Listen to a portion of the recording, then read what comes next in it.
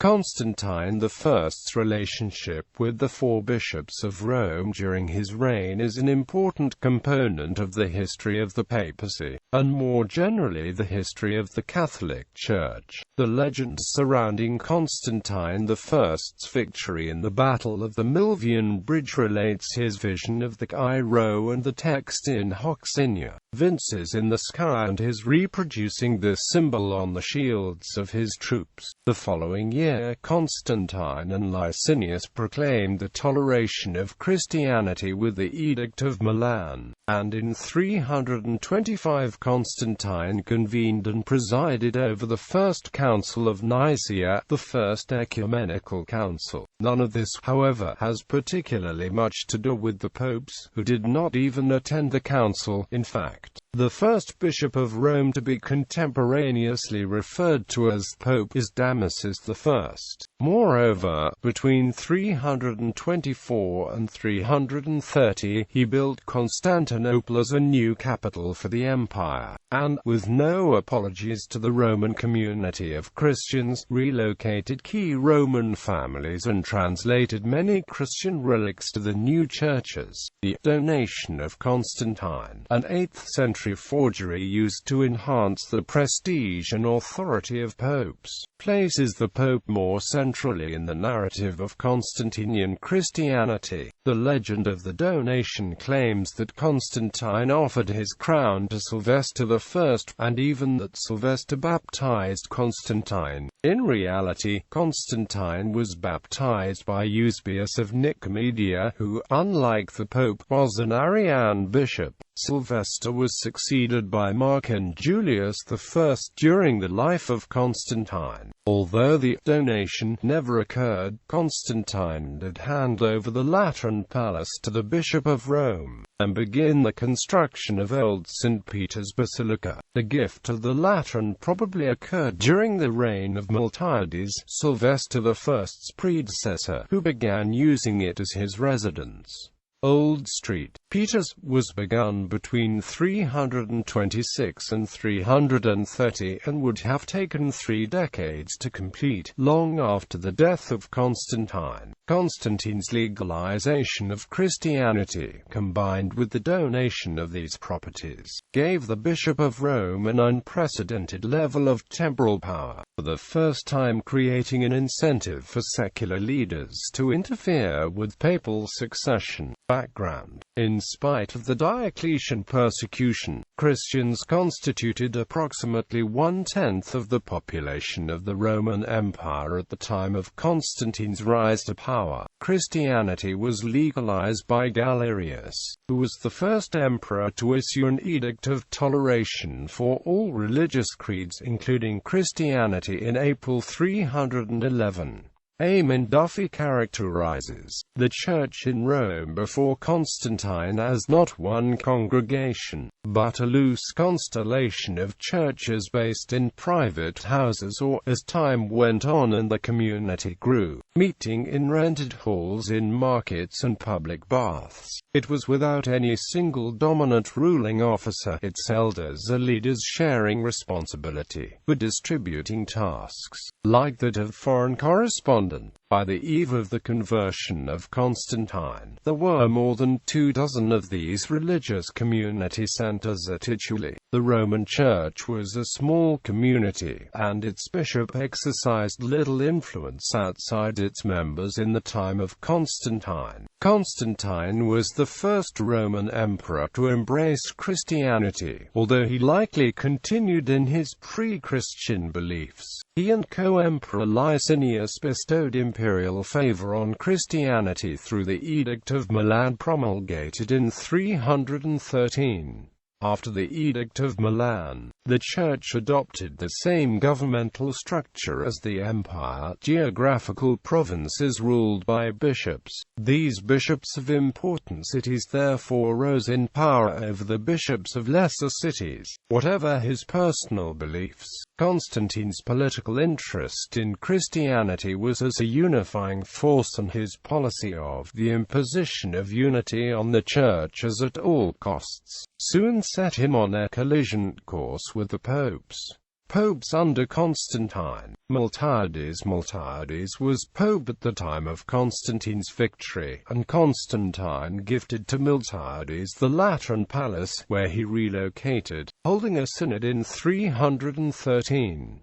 Constantine designated Miltiades as one of 4 bishops to adjudicate the case of the Donatists, but he had no authority to decide the case or publish the result without the approval of the emperor himself. Customarily, the African bishops may have gone to the Bishop of Rome as a respected, neutral figure, but it was well known that Miltiades would not agree with the Donatist position that ordination by a traitor bishop would invalidate the sacrament. Turning to Constantine was a strange move because he had not yet been baptized, and word of his budding conversion may not yet have reached Alexandria. Constantine therefore referred the matter to Miltiades, requiring him to collaborate with 3 bishops from Gaul. Eamon Duffy calls this the first direct intervention by an emperor in the affairs of the Church. Quote, when Miltiades invited 15 additional Italian bishops to participate in the synod and ruled against the Donatists, they appealed to Constantine again, who called for a new synod in Arles, this time headed by the bishops of Arles and Syracuse. Sylvester I. Miltiades died, and his successor, Sylvester I, did not travel to Arles. The Arles synod gave Sylvester I somewhat of a nod by asking him to circulate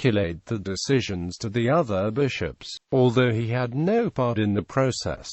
During Sylvester I's reign, construction began on the Lateran Basilica, Santa Croce in Jerusalem, and St. Peter's. Sylvester did not attend the First Ecumenical Council, the First Council of Nicaea, but sent 2 priests as his representatives. The Western bishops of Carthage and Milan were also in attendance. Sylvester would have viewed Arianism as a heresy. Constantine himself probably did not understand the complex theological issues in dispute, although he had surrounded himself with many followers of Arius, including Bishop Eusebius of Nicomedia, his eventual baptizer. Arius's followers did poorly at Nicaea, and the Nicene Creed that was adopted was squarely against their Christological position. The Arians were silenced, not persuaded, by the council, and the controversy in the larger Christian community was not resolved. The Arian position would persist in the East for 3 generations, and even eventually be adopted by Constantine's son, Constantius II. Constantine himself supported the Nicene position mainly because it was his council sought a compromise text that would paper over the differences between the 2 sides. Eusebius remained an Arian, although he assured Constantine his views were compatible with his interpretation of the Nicene Creed, and baptized Constantine in 337. The chief supporter of the Nicene Creed was Bishop Athanasius of Alexandria, but in 335 he was deposed and exiled to Gaul over unrelated fears about the Egyptian corn supply to Constantinople. His followers were rounded up and picked off. The key debates in Nicaea had been conducted in the Greek language, with the subtleties of particular words inciting great controversy. The Latin language of the West simply did not yet even possess adequate terminology to handle the debate properly. The Pope's legates signed on to the findings of the council, and it continued to be supported by the next 2 popes. Just his followers of Athanasius remained welcome in Rome, but the theological issues were little examined in the West. Mark was the first to designate the Bishop of Ostia as the first among the consecrators of the new Bishop of Rome, Julius I. The influence of Constantine would help solidify a strong role for the Roman emperor in the selection process. Constantine chose Julius I for all intents and purposes, and his son Constantius II exiled Liberius and installed Felix II as his successor. Julius I received Athanasius, and invited the Arian Eastern bishops then in Antioch to join him in Rome. The Eastern bishops would have regarded Julius I as having an equal dignity to their own episcopate, but were not pleased that he took into his communion a bishop condemned by an Eastern synod. Aftermath. Under Pope Liberius, the Arian conflict between the emperor and Bishop of Rome culminated in the Synod of Arles, convened by Constantius II. Therein, Liberius's legates signed a declaration condemning the Council of Nicaea. When Liberius himself refused to cooperate, he was exiled. Pope Damasus was able to largely suppress the Arians with the help of Emperor Theodosius, Gregory of Nazianzus, Gregory of Nyssa, and Ambrose of Milan. Historiography. The donation of Constantine purported to memorialize the transfer to Sylvester I and his successors of dominion over the entire Western Roman Empire. For the consideration of Sylvester I's instruction of Constantine in Christianity, baptism of Constantine, and curing Constantine of leprosy.